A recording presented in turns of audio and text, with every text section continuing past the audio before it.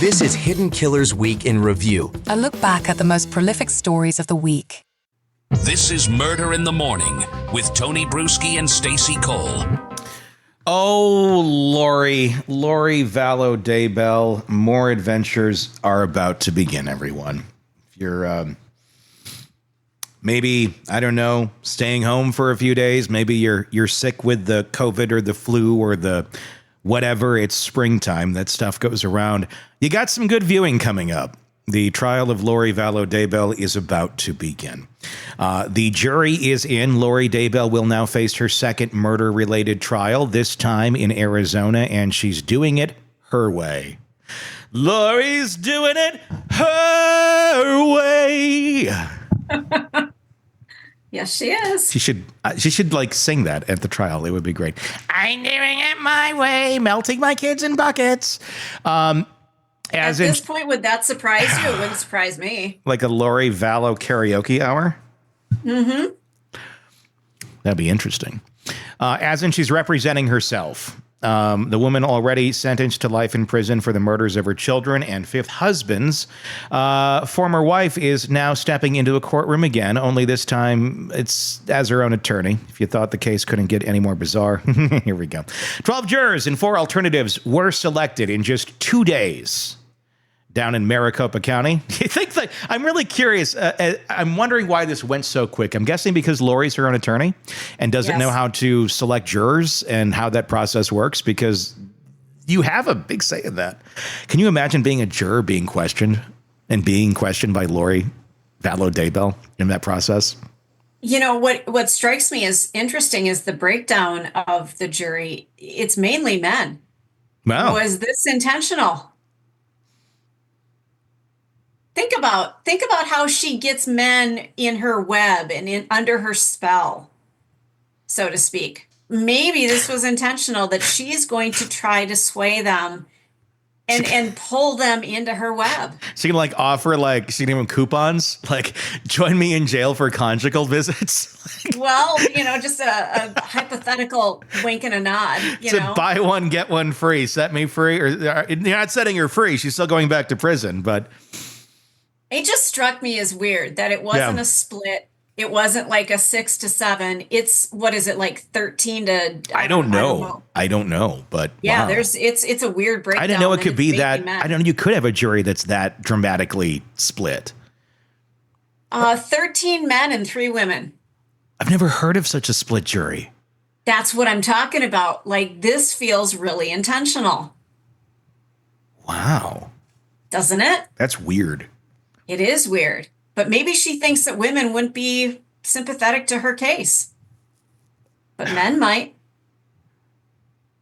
I don't think men are going to be sympathetic to her case because it's about her murdering her husband. Yeah, I think you're right, but but in Lori's mind, get into her head. In Lori's mind, her femme fatale wilds will just bring them all in for more. All she has to do is strut back and forth in front of that jury box, and they'll just be under her spell, and they can't help it. She's innocent, not guilty. Look at her. That's who knows what's going on in her brain, but I wouldn't put it past her. She's looking pretty rough these days.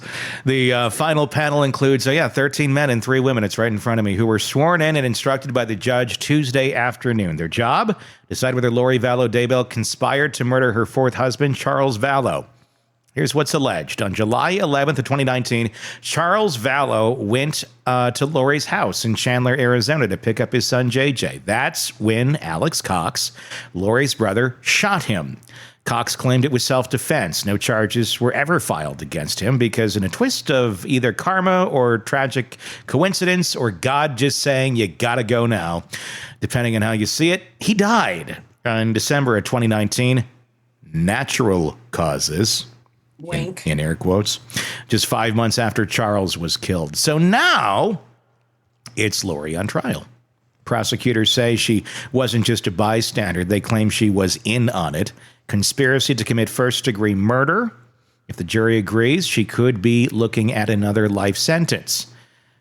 Note that not that it really changes a whole lot here, but she's already serving life in Idaho for the deaths of JJ, Tylee, and Tammy Daybell. She'll never get out from that.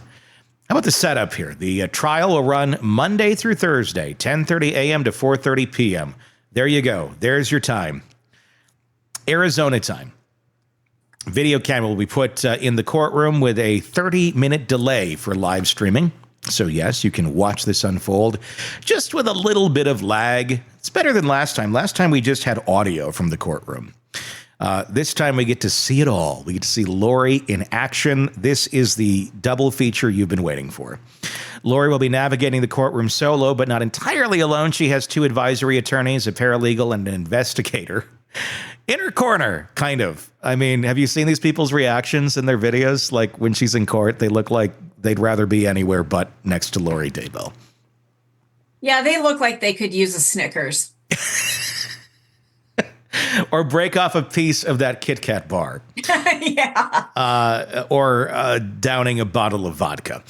Still, she'll be doing the heavy lifting, questioning witnesses, making objections, and deciding whether to testify. Oh, help us all. She's kind of like how would that even work? Would she be questioning herself?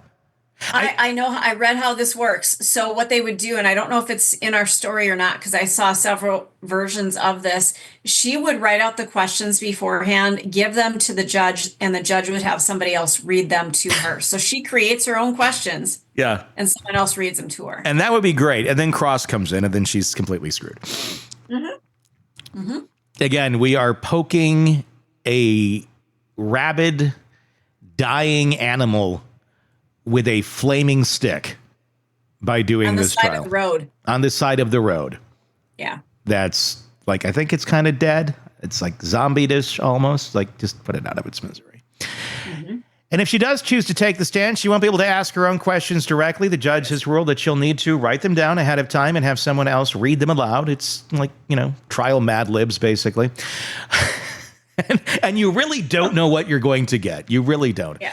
On the other side of the courtroom, you've got Maricopa County Deputy Attorney Trina Kay leading the prosecution. Opening statements kick off Monday. So we got to wait till Monday, really? All that? Yep. Okay.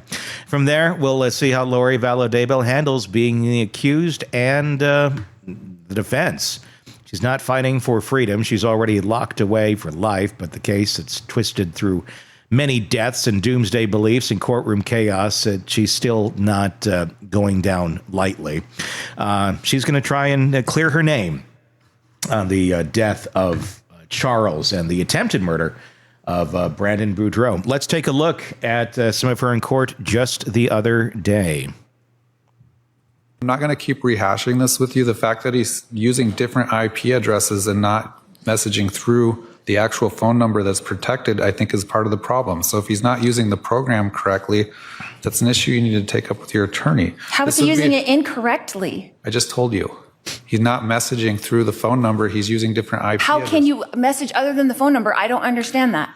I don't understand that either, but if it was from the phone number and it's for his cell phone, for example, it would be the same IP address for each communication. There's like 4 or 5 IP addresses. Where are the IP addresses coming from? They're given to you by the state? They're right there listed on the messages. I'm just saying, where are they obtaining those from? From your attorney's messages to you? From MCSO? Yeah. Did they get IP addresses for every single person of every single message communication on the text from MCSO? Well, it's listed on the messages, so I assume so. It says Craig Durham, and then under it is the IP address from the device that's being used. Okay, and then Miss K is reading all of these messages and they're not privileged. Is that what you're coming to? They're not privileged if you're not using the program or your attorney's not using the program correctly. Okay, they're still not going to be allowed to use any of these messages. What I'm saying is they're inadvertent disclosure by MCSO because someone's not using the program correctly doesn't mean that they had bad faith in how they got them. They made. How is he using it incorrectly? I don't know how else to explain it to you. I've told you 5 different times now. So he's not messaging with the phone number. He's messaging from different IP addresses. Okay, can I ask if these messages are being disseminated anywhere to Idaho, to the prosecutors in Idaho? Because that's definitely affecting my appeal if that's the case. He is such a patient man. Oh, I've my said that God. time and time again. I think he must have teens at home. Don't you think? I mean, Yes. I don't know anything about him, but I bet he's got kids at home. And I bet he has teen many girls at home. fights just like this. I'm going to put money that he has teen girls at home. Yep. That's what it feels like. It's like, I just told you this. Why are you arguing? Like what? Yeah. Like, I'm telling you what you want to hear. What is the problem? I'm telling you that the sky is blue and the sun is up. No, What it's more do you- not, Dad. It's green. This is what you think. You know, just because you don't understand it doesn't mean it's not true. Yeah. Yeah, he's very good at reasoning with this child. He's very good at reasoning with this child, and this child's about to have her big day in court, and it's gonna be exciting. Let's, as we did yesterday. Let's close on watching a little bit of Lori Vallow exploding in court.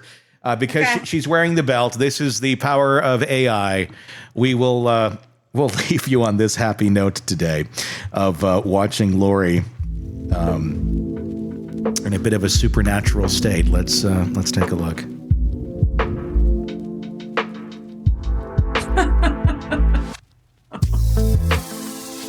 So wrong. Yeah, if you're not seeing this on the YouTube channel, you need to. Boom! She just explodes, like, into the heavens. And then she like kind of does like some possessed type stuff where she like rises from the ground and sparks come out. Oh, the thing is, I think Lori Vallow, Daybell, believes she might actually hold those powers.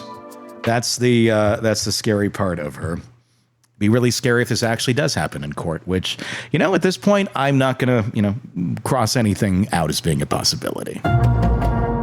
Craving non-stop true crime updates? Press subscribe now and get the latest cases, analysis, and expert commentary delivered straight to your feed. Only from the Hidden Killers podcast and True Crime Today. She was the perfect wife, always smiling, always supportive. A pillar of the community, beloved by friends, adored by family, and secretly researching undetectable poisons in her spare time. Maybe it was the way he chewed. Maybe she just got bored. Or maybe, just maybe, she had been planning this since the honeymoon. But if he had just paid attention, if he had just known what to look for, if he had only subscribed to True Crime Today Premium Plus on Apple Podcasts and learned the red flags, he could have heard every episode of Hidden Killers with Tony Brueski. Ad-free, and before everyone else, he could have seen it coming. Instead, he's 6 feet under, and she's shopping for husband number 2. Don't be like him. Subscribe now to True Crime Today Premium Plus on Apple Podcasts.